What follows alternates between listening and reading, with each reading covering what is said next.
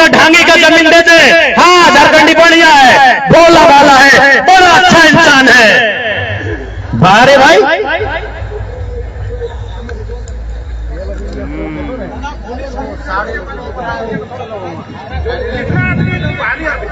भोली सर्विंग नगर तो लगभग 99% बाहरी लोग ले चुका है। ये तो झारखंडी को समझना होगा कि अपना मतदान भी नहीं देंगे और जमीन दान भी नहीं देंगे। एक बार रिपीट करेंगे, हम अपने हर भाषण में कहते हैं कि मैया और मटिया में अगर एगो चुने है तो दम भर के मटिए के चुनिया, मैया के कोई जिंदा नहीं रखे पर तो वो चूल पाक तो दांत झड़ तो शमशान और कब्रिस्तान जाए से कोई नहीं रुक सकल। इसलिए आज झारखंड की लड़ाई, झारखंडियत की लड़ाई, ये आपको समझना होगा। यदि आप नहीं समझते हैं तो याद रखिएगा, अभी तो धनबाद विधानसभा और झरिया विधानसभा गया है। अब ये देख आगे क्या होगा। झरिया का वोटर सिंदरी में आया है, झरिया का वोटर सिंदरी में आया है, नए करने से भी 50,000 आया है। अनुमान कर लीजिए अब अगला विधानसभा कौन सा होगा। बागमारा में हमारे एक बड़े भाई हैं, उनको भी टाइगर कहा जाता है, लेकिन मजा आले कुछ बोले तो एक दिन हम बोले हाँ दादा काहे कुछ नहीं कहा है, तो ये नुनवा चुप करना रे, बाहरी के वोट ज्यादा है रे, यदि कुछ कहे तो हार क्यों है रे। ये बागमारा के टाइगर वाले विधायक का बयान है।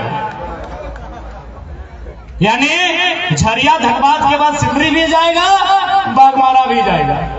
4 गो विधानसभा 2034-2039 का चुनाव आते आते झारखंडियों से छिन जाएगा। अगर हम जिंदा रहें, आप जिंदा रहें, उस समय वीडियो निकाल के देख लीजिएगा।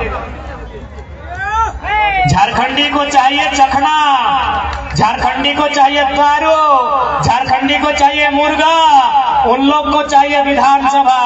आप प्लानिंग करते हैं, देखिए झारखंडी क्या प्लानिंग करता है। झारखंडी प्लानिंग करता है कि आज कैसे 1 केजी मुर्गा का व्यवस्था होगा, जोरिया के किनारे भूंजेंगे और गाना गाएंगे नदिया के नीरे तीरे।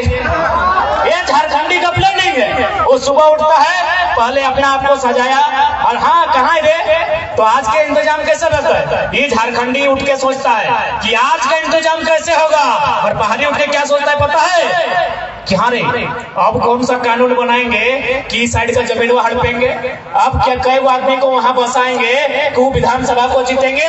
चलिए अब आपको मजेदार उदाहरण देते हैं, आप समझ जाइएगा। गिरिडीह लोकसभा में 6 गो विधानसभा पड़ता है।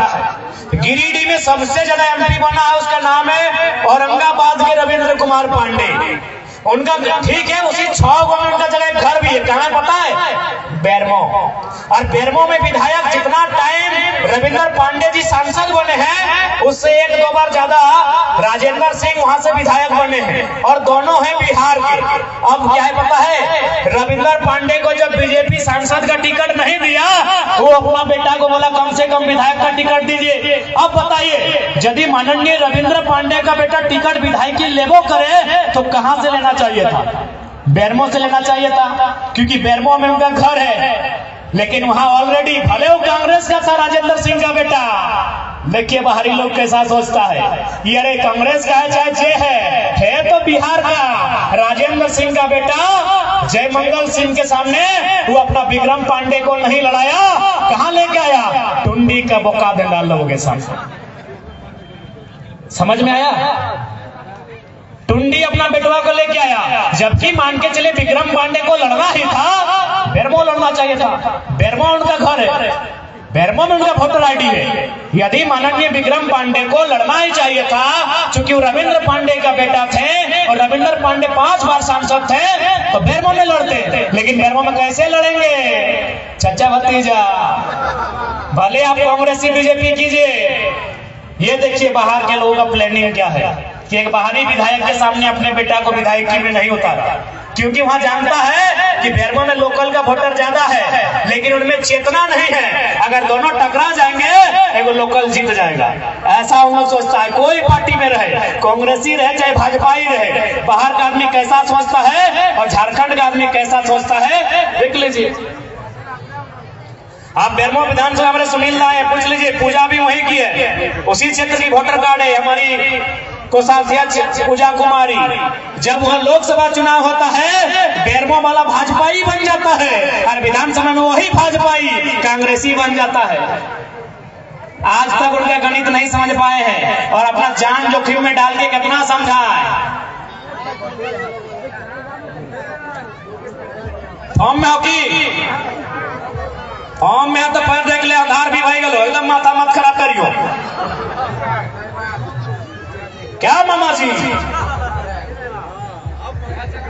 मामा जी, इसलिए देखिए ये लड़ाई आपके भविष्य की है। नहीं तो एक बात आप सोच के देखिए ना, ठीक से इस लड़का को करीब से देखिए तो एक 29 साल का लड़का जिसको 2 साल पहले कोई जानता नहीं था, आज पर राज उसके पीछे क्यों खड़ा है? क्योंकि जेन्युइन बात किया है और वो बात किया है जो सच्चाई 50 साल बाद भी देखने को मिले। आखिर क्या कारण है भाई? एक साधारण सा लड़का जिसको ना पहनने आता है, ना खाने आता है, ना ठीक से चलने आता है, ना ठीक से नहाने आता है, आज 8 दिन में एक बार नहा लिया।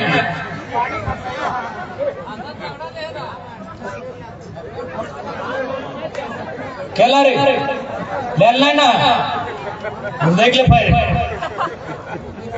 यानी रीजन है कि जिन मुद्दों को एक लीडर, पावरफुल लीडर नहीं उठा पाया है, उन मुद्दों को हम लोग उठाए हैं। इसलिए आज चूंकि अब समय का तकाजा है, समय की पाबंदी है, साय का समय है, हम इतना ही कहेंगे, छोड़ देना मामा, छोड़ देना। अगर मामा का ड्रामा ही खत्म कर दे तो कर ए मामा कंट्रोल, चुपचाप खड़ा रहो। भैगना कैसे चुना जीत तो यहाँ भी गुटखा खाए रहा कि दांत का सड़लो ना, जितना गुटखा खाए और पैसा भी चुकरी में जमा कर चुनाव जीत जेबे हमने।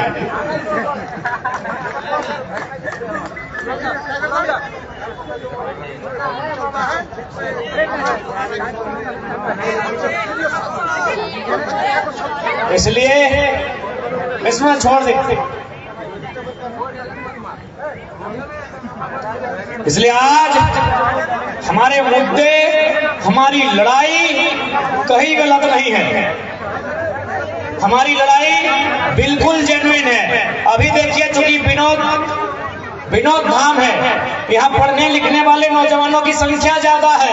आज बताइए सीजीएल एसएससी की परीक्षा, ऊपर से उल्टा हम लोग पर केस।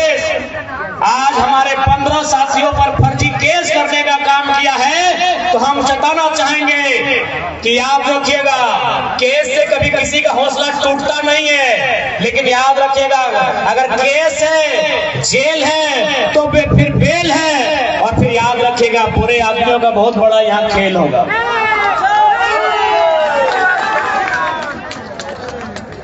आप एसएससी वाले या फिर पुलिस प्रशासन जो पटना में पेपर लीक किया उसको पकड़ने का औकात नहीं है। जो बच्चा लोग आंदोलन करने गया था आप उन पर केस मुकदमे करने का काम करते हैं, जो कि बहुत दुर्भाग्य का विषय है। इस बात की हम लोग भर्त्सना करते हैं कि एक स्टूडेंट जो 10 साल तक परीक्षा की तैयारी करता है, लेकिन फाइनली जब उसे निराशा लगती है तो कहीं ना कहीं आज देख सकते हैं इस राज्य में क्या स्थिति बनी है। 8 साल बाद 10 साल बाद एक परीक्षा आता है, परीक्षा लिखने के 1 घंटे बाद ही पेपर लीक हो जाता है। इसलिए इस दर्द को समझना होगा। अब हम और एक लाइन कहना चाहेंगे। हमने आपको एक बात बताया कि हमारा सांसद कहीं ना कहीं कॉमरेड साहब के जैसा होना चाहिए, लेकिन हाँ और एक बात कहेंगे, हमारा सांसद शहीद सुनील महतो के जैसा भी होना चाहिए जिसने सीने में गोली खाई थी। आज बताइए माननीय पीएन सिंह, उनका बेटा बेटी कहाँ है बताइए? बताइए, मैं आपसे पूछना चाहूंगा, जो धनबाद के 3 बार ऐसे एमपी हैं, शायद 2 या 3 बार विधायक भी रहे, माननीय श्री पीएन सिंह, उनका बेटा बेटी कहाँ है? शायद हाई कोर्ट में अधिवक्ता है या सुप्रीम कोर्ट में अधिवक्ता है, जैसा हमें सूचना मिली है। यानी जहां भी है अच्छी जगह में है। आज पता कीजिए, माननीय रविंद्र कुमार पांडे, उनके बेटे कहाँ है? सब अच्छी जगह है। आज पता कीजिए, माननीय यशवंत सिन्हा का बेटा तो खुद एमपी बना है, लेकिन सुनील महतो आज जाके देखे, उनकी 85 साल 95 साल की बूढ़ी माँ आज इस आस में रहती है कि कोई टुसू का मेला लगाएगा, उसमें जो चंदा बचेगा उससे मेरा घर चलेगा। सोच के देखिए, ये हमारा राज्य है,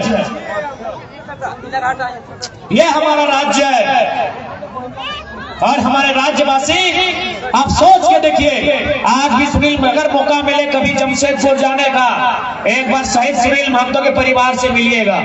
एक बूढ़ी माँ, एक विकलांग भाई, उनकी पत्नी भी है, उनके साथ उनके माता पिता के, उनकी जो माँ है परिवार के साथ नहीं रहती है, खैर उनका वो अपना निजी कारण है, उस पर हम चर्चा नहीं करेंगे।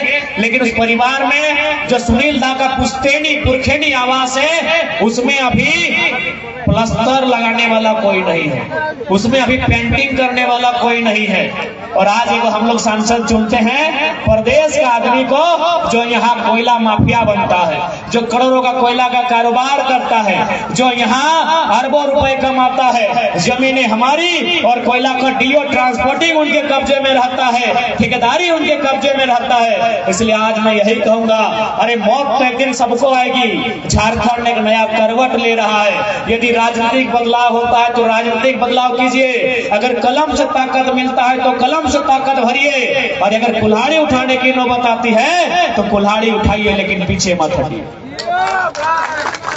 नहीं, आप बताइए ना, आज लोग कहेंगे कि हम लोग भड़काऊ भाषण देते हैं। एक बात बताइए, भाषण हमने भड़काऊ क्यों दिया? डीसी तमाशा देख रहे हैं, एसडीएम तमाशा देख रहे हैं, हमारी जमीनें दिन ब दिन रुकती जा रही है। अगर डीसी जैसा आदमी तमाशा देखेगा तो बताइए हमें कौन बचाएगा? हम कहाँ गलत है बताइए? जिनको हम आज गलत लगते हैं, 20 साल बाद देखिएगा उनकी क्या स्थिति होगी।